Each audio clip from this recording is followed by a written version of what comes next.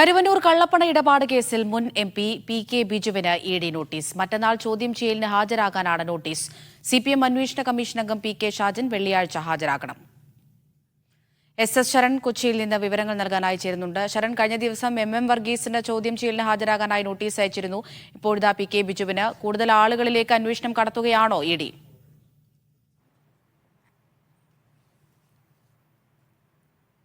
അങ്ങനെ തന്നെ നമ്മൾ കാണേണ്ടിയിരിക്കുന്നു. അതായത് ഈ കരുവന്നൂർ കള്ളപ്പണ ഇടപാട് കേസിൽ രണ്ടാം ഘട്ട അന്വേഷണമാണ് പുരോഗമിക്കുന്നത്. ആദ്യഘട്ട അന്വേഷണം പൂർത്തിയാക്കി കുറ്റപത്രം കോടതിയിൽ സമർപ്പിച്ചതിന് പിന്നാലെ എൻഫോഴ്സ്മെന്റ് ഡയറക്ടറേറ്റ് പറഞ്ഞിരുന്നത് രണ്ടാം ഘട്ടത്തിൽ CPM നേതാക്കളെ കേന്ദ്രീകരിച്ച് വലിയ അന്വേഷണം നടത്താൻ പോകുന്നു എന്നുള്ളതാണ്.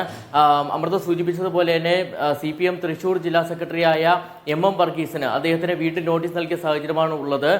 നാളെ കൊച്ചി ഓഫീസിൽ ഹാജരാക്കണമെന്നാണ് അദ്ദേഹത്തിന് നിർദ്ദേശം നൽകിയിരിക്കുന്നത്. ഇതിന് പിന്നാലെയാണ് കൂടുതൽ CPM സംസ്ഥാന നേതാക്കളിലേക്ക് കൂടി എൻഫോഴ്സ്മെന്റ് ഡയറക്ടറേറ്റ് അന്വേഷണം വ്യാപിപ്പിച്ചിരിക്കുന്നത്. മുൻ MPയും CPM സംസ്ഥാന സെക്രട്ടേറിയറ്റ് അംഗവുമായ PK ബിജുവിനാണ് ഏറ്റവും ഒടുവിലായി നോട്ടീസ് നൽകിയിരിക്കുന്നത്. മറ്റന്നാൾ കൊച്ചി ഓഫീസിൽ ഹാജരാക്കണമെന്നുള്ളതാണ് നിർദ്ദേശം നൽകിയിരിക്കുന്നത്.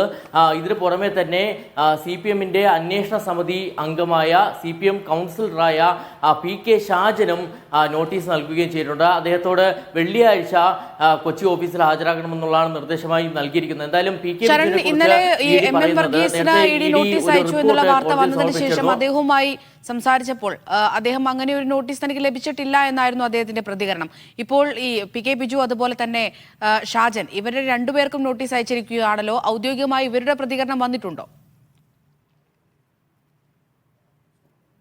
ഈ രണ്ടുപേരുടെ ഔദ്യോഗികമായിട്ടുള്ള പ്രതികരണം നമുക്ക് ലഭ്യമാകേണ്ടതുണ്ട്. അതും വരും മണിക്കൂറുകൾ ഉണ്ടാകുമെന്നുള്ളതാണ് പ്രതീക്ഷിക്കുന്നത്. ഏതായാലും ഞാൻ സൂചിപ്പിച്ച് വന്നത് ഈ PK ബിജുവിനെ കുറിച്ച് ED പറയുന്നത് നേരത്തെ ഒരു പ്രധാനപ്പെട്ട റിപ്പോർട്ട് എൻഫോഴ്സ്മെന്റ് ഡയറക്ടറേറ്റ് കോടതിയിൽ സമർപ്പിച്ചത്. അതിൽ പറഞ്ഞിരുന്നത് ഒരു മുൻ MPക്ക് ഈ കേസിൽ പങ്കുണ്ടെന്നുള്ള കാര്യമാണ്. അതായത് കേസിലെ മുഖ്യ പ്രതികളിൽ ഒരാളായ സതീഷ് കുമാറുമായിട്ടുള്ള ഇടപാടുകൾ, സാമ്പത്തിക ഇടപാടുകൾ ഈ MP നടത്തിയിട്ടുണ്ടെന്നുള്ള കാര്യമാണ്. ഏതായാലും അതിന് പിന്നാലെയാണ് ഇപ്പോൾ മുൻ MP ആരാണെന്നുള്ളത് എൻഫോഴ്സ്മെന്റ് ഡയറക്ടറേറ്റ് വെളിപ്പെടുത്തിയിരിക്കുന്നത്.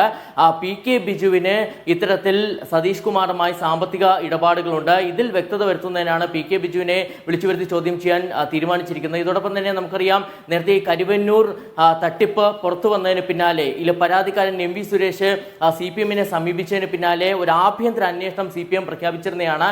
അന്വേഷണ കമ്മീഷനെ നിയോഗിച്ചിരുന്നതാണ്. അതിൽ പ്രധാനപ്പെട്ട രണ്ട് ആളുകളാണ് ഉണ്ടായിരുന്നത്.